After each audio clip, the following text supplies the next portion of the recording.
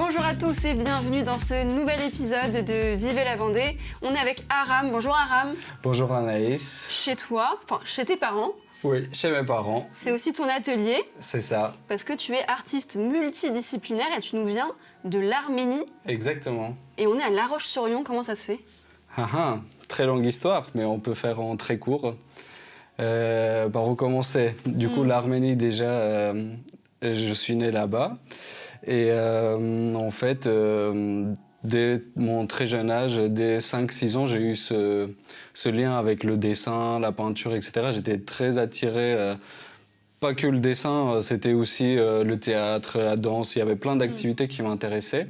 Et mes parents, ils ont décidé de m'inscrire à des cours de peinture.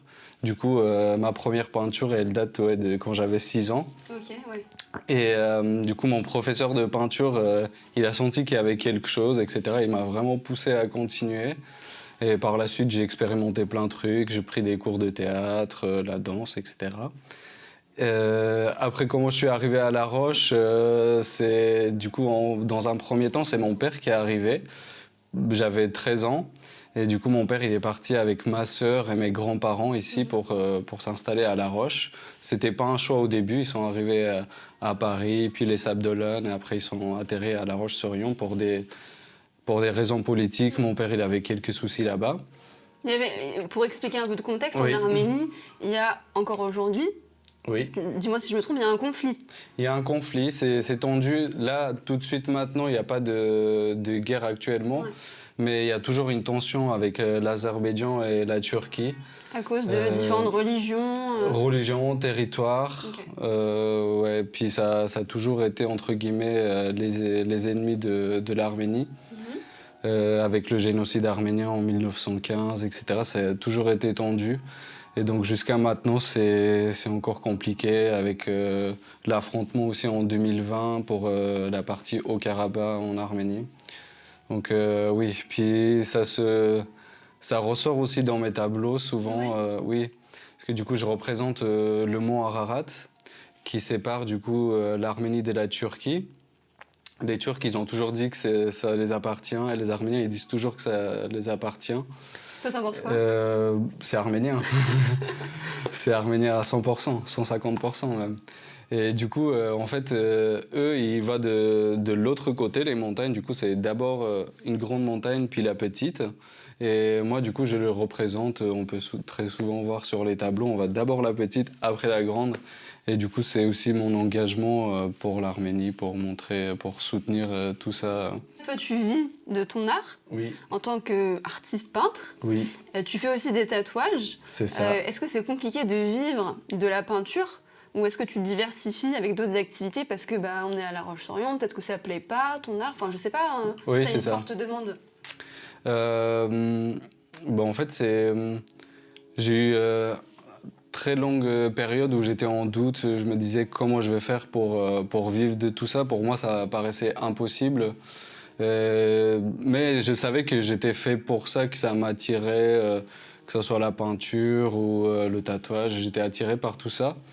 Mais j'avais aucun contact, je connaissais même pas d'artiste à La Roche. J'étais vraiment le seul dans mon délire, on va dire. Et là, t'es pas tout seul, t'as vu que je me suis adaptée à ton délire. Ça y est, là, on est entre artistes, on se comprend. Malgré tout, je continue à peindre. Je me persuadais d'un truc où les autres y croyaient pas vraiment. Comme la moustache. Comme la moustache.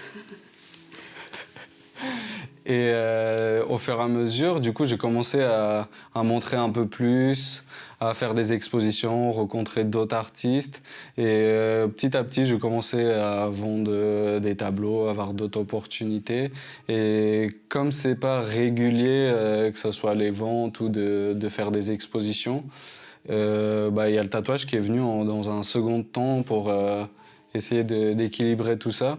Après, moi, j'avais accepté cette vie-là depuis longtemps, que ça allait être vraiment instable. Il y aura des périodes où ça va être très bien, d'autres périodes où je vais manger que des pâtes. Ton style, tes inspirations, tu nous as parlé là du mont Ararat. Oui. C'est un symbole peut-être qu'on retrouve souvent dans tes tableaux, mais qu'est-ce qu'on peut retrouver? Et tu as été inspiré par quel artiste ou... En fait, très souvent, mon inspiration vient de ma vie, de mon histoire. Les amours passés aussi, y a beaucoup, ça parle beaucoup d'amour dans mes tableaux, même si de premier œil on va pas le voir. Mon pays d'origine, bien sûr, la France. Les deux cultures, ils se mélangent très bien, je trouve. Puis après, c'est beaucoup la musique aussi. Contrairement, on peut penser que je m'inspire beaucoup des peintres, etc. Mais c'est plus la musique qui va m'inspirer, que ce soit de la musique classique ou du rap, rap français, beaucoup. Ah ouais. Ouais. Et tu le retranscris comment, la musique dans des tableaux? En fait, il y a toujours de la musique à fond quand je peins. Ok. Si c'est des heures tardives, c'est avec les écouteurs. Mais ouais, il y a toujours la musique à fond dans cette pièce. Et je sais pas, je vais entendre un mot qui va m'inspirer un truc, après ça divague, oui. Comme quoi, les disciplines artistiques sont très mêlées finalement, elles peuvent s'entraider, quoi. C'est ça. Après, il y a des peintres aussi qui m'inspirent beaucoup, bien sûr. Les peintres connus, je citerai Basquiat, Dali, bien sûr, Chagall aussi, Marc Chagall, j'aime beaucoup. Et qui d'autre? Martiros Saryan, pour citer un peintre arménien aussi. Lui, j'aime vraiment beaucoup, que ce soit pour ses couleurs. C'est un peu le papa de l'art moderne en Arménie. Un petit portrait de mon papa fait en 10 minutes parce que j'avais oublié d'acheter un cadeau pour son anniversaire. Et je me suis rappelé au dernier moment. Et du coup, j'ai fait ça juste avant qu'on se mette à table. Il était content? Oui, il était trop content. Il était mort de rire surtout. Ça, c'est un bon plan, vu que là, Noël, ça arrive. Si jamais vous oubliez les cadeaux de famille... Un petit dessin, oui. Voilà. Quel est ton plus grand rêve, Scylla? Qu'est-ce qu'on peut te souhaiter? De continuer à faire ce que je fais et de ne pas trouver un CDI. Ah ouais, ça te fait peur, le CDI? Ça me fait peur, le CDI. Ouais, parce que en fait, j'ai toujours su que j'étais fait pour la création. Et en fait, je me suis obligé à trouver du travail. J'étais commercial pas mal de temps. J'ai fait de l'usine, j'ai fait pas mal de travail comme ça. Et après, c'est la fatigue, quoi. Ouais, j'arrivais pas à tenir le rythme. Même, je m'éloignais beaucoup de mes amis, etc., par manque du temps. Si le public est curieux, on peut retrouver tout ton travail ou sur Insta, c'est ça que tu... Ouais, mon travail, on peut trouver surtout sur Instagram. Et du coup, c'est arammination.art. Et on peut aussi trouver sur Facebook. Il y a un site qui est en création. Pour l'instant, je ne peux pas envoyer le site, mais les gens qui peuvent me suivre sur Instagram et Facebook, il y aura le lien prochainement. Dans des expositions aussi, je communique très souvent là-dessus sur les réseaux sociaux dès qu'il y a une exposition. On peut me croiser partout, dans la rue. Et on peut te reconnaître facilement en plus. Oui, avec la moustache, c'est facile. Moustache, chapeau, lunettes. Parfait. Merci beaucoup. Merci à toi, Anaïs. Et merci de nous avoir suivis. On se retrouve dès demain pour un nouvel épisode de Vive la Vendée.